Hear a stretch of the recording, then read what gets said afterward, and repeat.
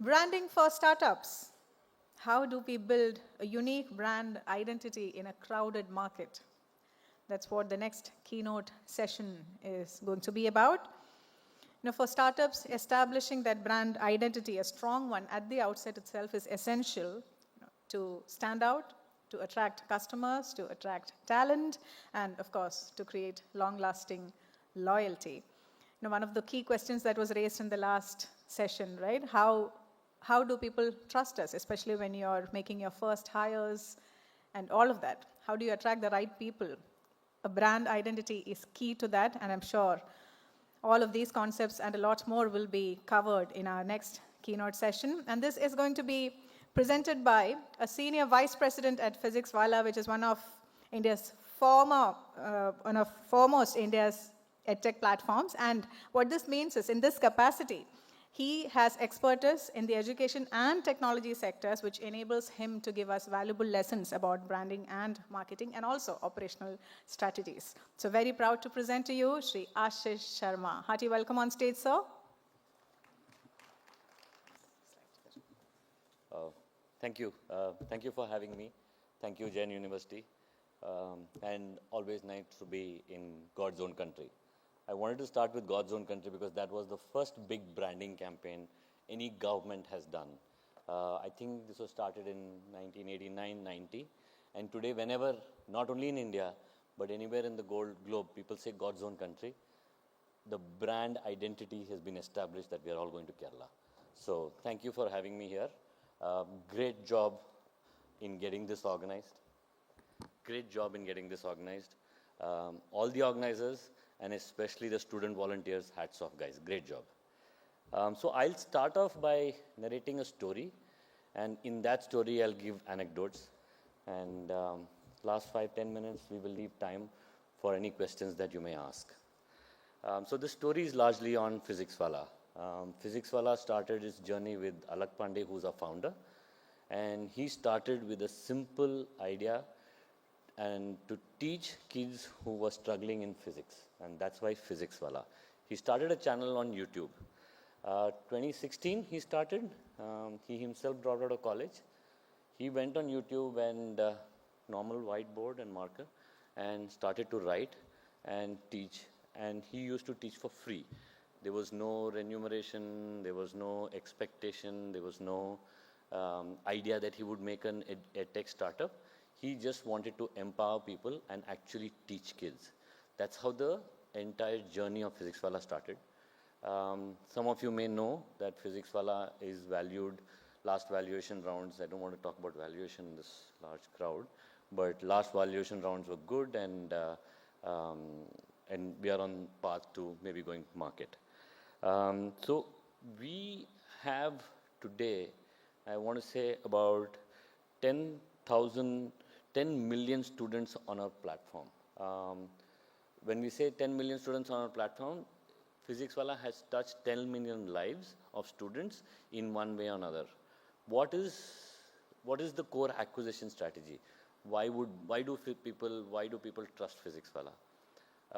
What Physics Wallah started off doing was to teach these courses, largely test prep courses, IIT, JEE, NEET.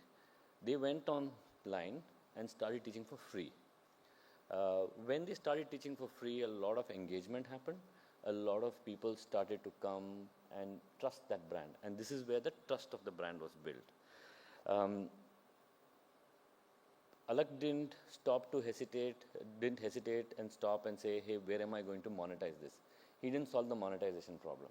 I think what Alak solved was the real core of the problem from an education perspective, that kids needed this education, needed help. So that's how he cracked that trust in that brand. What is the brand? I mean, a lot of people say, oh, we should have a brand. Brand is a logo, a set of colors. Is it a certain wording? No, none of that. Brand is what people talk about you when you're not in the room, right? When you are in the room, I'm sure the people talk very well. People obviously want to be in your good books. But when you're not in the room, that's when people talk about you. That's what a brand, and that's how a brand is built.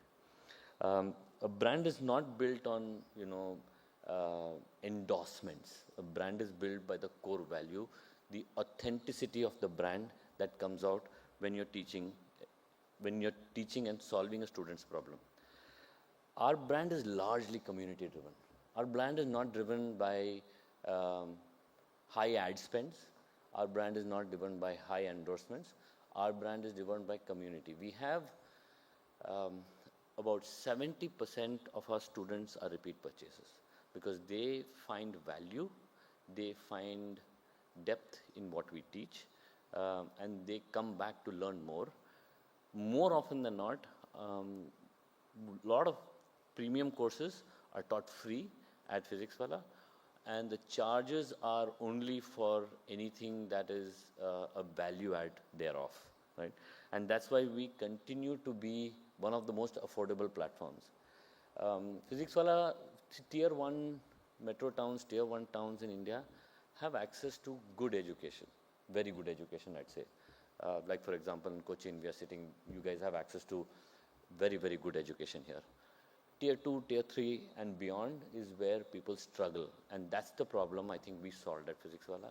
We increased our distribution to Tier 2, Tier 3. First it was online.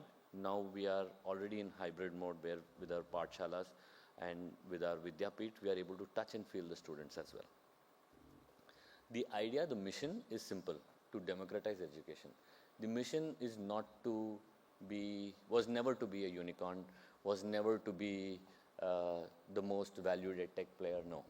The mission was to actually democratize education, solve the education needs of that student who's in that 8th, 9th, 10th in a rural environment who aspired to crack an IIT, JEE, NEET or any other competitive exams.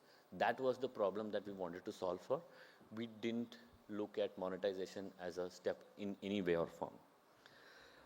So this, I think, forms a lesson for most startups. In this audience, I'm sure in the next maybe 3 to 4 years, we may find 7, 8, 9 or maybe more entrepreneurs. So the way I would advise you to look at a brand is find that niche and be obsessed about that niche. Don't look at monetization options, don't look at valuation, don't look at all those cap table terms. There are a lot of terms that are floating around in the market. Those things will start making sense to you as you keep growing the brand, as you keep growing the business. Find the product market fit, and then the brand will evolve on its own.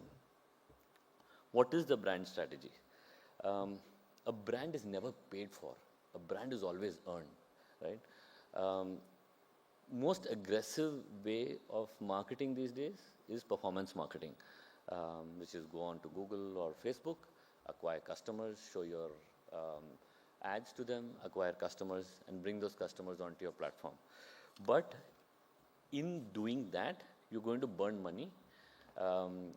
My 2 cents in this, I always say, and please don't quote me outside of this room, in building a brand with performance marketing, there are 2 companies who will really make money, which is Google and Meta.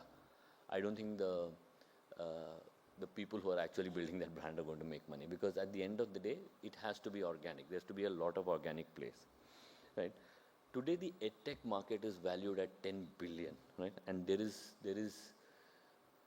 and this is just an estimate. In my opinion, I don't think one can even value the edtech market, because right from early school education, right up to your need for higher education and upskilling, the TAM or total addressable market is, in my opinion, right now infinite. It's a debatable topic, but in my opinion, it's absolutely infinite.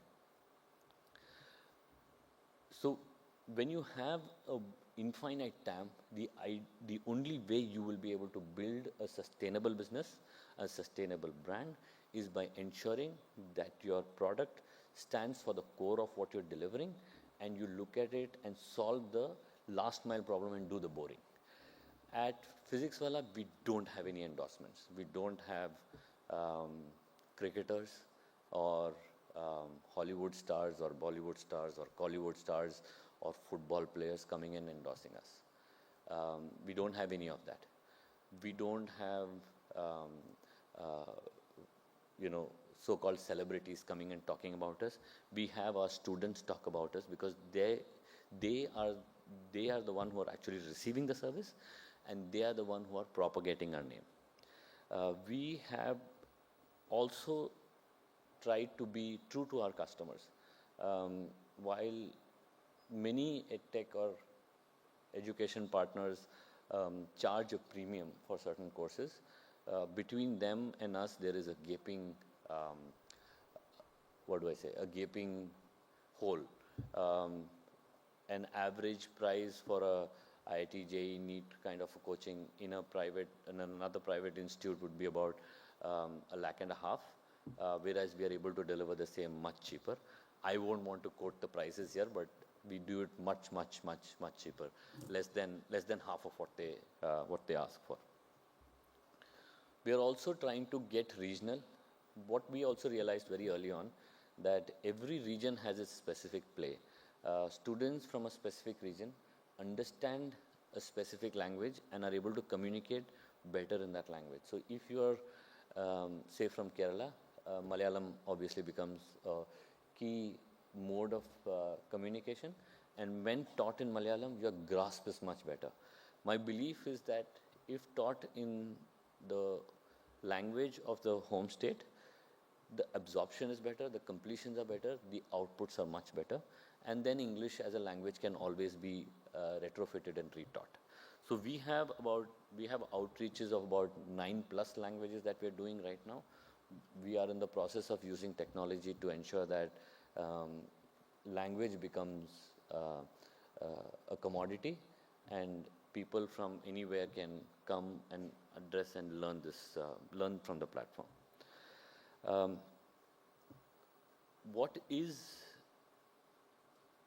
When you say you own a brand, or what is the positioning of a brand? How do you position a brand, right?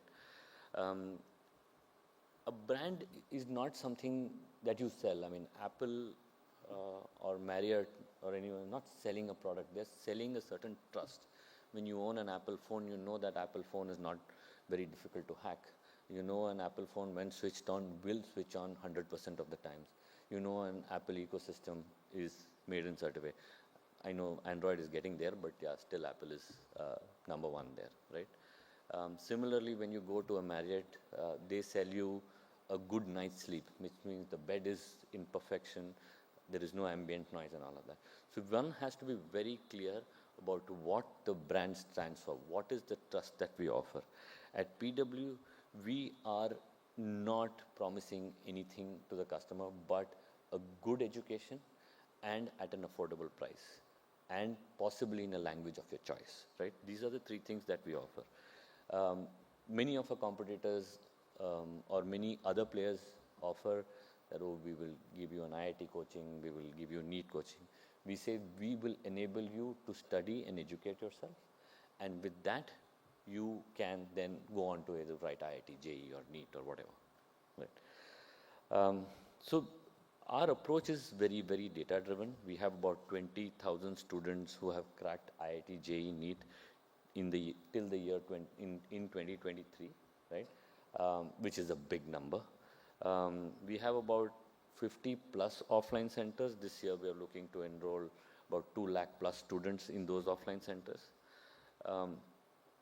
And one of the key lessons for startups is very essential to know what your core product is, like really core of your business, and then take that product and be obsessed about it with every customer. Not just the first 10 customers, not just the first 20 customers or 100 customers. Every customer you have to be obsessed about and be ready to be doing the boring over and over again. How do you build trust, right?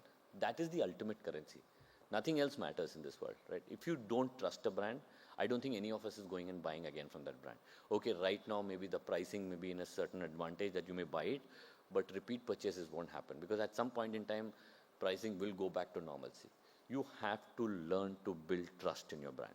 You have to learn for customers to come and say that, hey, if something goes wrong, I know that that brand has my back. How did we build trust? I'm just giving you examples, and we can talk more about this if there are any questions. One is any customer who walks in and has a look into a course and wants a refund. I think we have a robust refund policy and we give refunds. Does that mean that this refund policy is not misused? Absolutely, it's misused. But we are willing to be misunderstood one time and over again, but not shortchanging our customer. Our content, if I have to give you a percentage, 80 to 85% of our content is free. People say it's a content game. We don't believe it's a content game. We believe that it's a delivery game. It's doing the boring and making sure that the customer is satisfied. If the customer is satisfied, the student himself or herself will learn and be able to crack it. So 85% of our content is free. It's available for everyone. You can go online, you can go to our YouTube channel, subscribe and watch live lectures, pre-recorded lectures, one-shot lectures, everything. We teach on YouTube free, so that at the end of the day, that's how you democratize education, right? And that's how you build that brand. So we don't hire, let me rephrase this. We end up hiring educators rather than influencers. So we have around 10,000, about 2,000 to 3,000 educators on our platform. We also have launched an educator program where we train the trainer and make them a trainer in our programs. So those are the programs that we build. We don't build influencers who are just acquisition channels for us. So the proof of the pudding is in the eating. 70 to 75% of our customers are repeat customers. Typically, there is a concept called a lifetime value. So when the customer repeats over 3 or 4 times is when we say the lifetime value of the customer is achieved. We have about 30 to 40% of our customers who buy over 3 or 4 times differing courses from us. So I will like to concise what I said, and then I will open up for questions and some debate if you would. Branding is not a brand building, or building a company is not something that you do for a year, for 6 months, for 2 months, or if you're going public or something like that. No. Branding is a long-term game. You don't build a brand overnight. You don't get up today and say, okay, I'm going to start. It's about being there, being out there, being sustainable, telling the customer what you stand for, and standing for it over and over again. It also means sometimes between doing the business thing, which is looking at your profit and loss statement, and or doing the right thing for the customer, you would say, hey, I do the right thing for the customer, not the profit and loss statement. You build a brand by solving a problem, picking up a problem, and then going to the last grassroots of it and solve the problem. That's how you build a brand. Connect with people, be authentic, be there with your customers. Don't be away from your customers. The further you move away from your customers, some of you will do startups, some of you will be founders. As you grow up in your careers and become founders, don't move away from your customers. Till date, today in PW, I know, including me, all leaders speak to at least 10 to 15 or 20 customers on a weekly basis, so that we get a real hand of what's happening and what are the issues that are plaguing them. Lastly, build that relationship with your customer so that the customer has the ability to come to you rather than going on a social media channel and escalating about you. If you give the customer the opportunity to come to you and raise their issues, and you don't brush aside any issue, not one issue is unimportant. Every issue is important. And I don't talk about this just from PW's perspective. Before PW, I have about 8-9 years at Amazon. At Amazon, one of the key tenets was be customer obsessed. That was the first tenet. Be customer obsessed. Not one customer is wrong. Every customer issue needs to be solved, and we used to obsess about it, and we're trying to do the same thing in Physics Wallah. So don't chase top lines. Don't chase buying customers. Chase doing the right thing for customers, and the customers will come into your kitty on their own. That's all I had on branding for startups. If there are any questions, any debate, conversations, happy to take it up. Wow, I must have left a mark. Radio silence is never good. I mean, it's sometimes good, but not always. Cool, no questions then. So, since there are no questions, I'll add a few anecdotes outside of physics, Wallah. Any company that you form, any brand that you build, any problem that you solve, always work customer backwards. Put the customer at the forefront of everything and walk all your processes backwards. What that does is then you have defined the customer experience. You have defined that this is the customer, and I'm not going to let this experience get hampered. My internal processes can vary, right? Most of the customers, especially Gen Zs sitting here, don't care to cahoots about what internal company processes a company has. That's the company's headache. They worry about you defined a certain, or you promised a certain takeaway. I did not get the takeaway, and that's erosion of brand. So always put customer backwards. When you do customer, there are multiple personas of customer. Keep that in mind. You build what is your 80% persona, maybe 5, 7 personas, and for each of those personas, please ensure that your customer experience is defined. And when the customer experience is defined, when the customer is coming to your platform, whether it's an app, whether it's a website, make sure that the customer experience is clearly articulated so the customer knows what to expect, and then build your processes, your products backwards from there.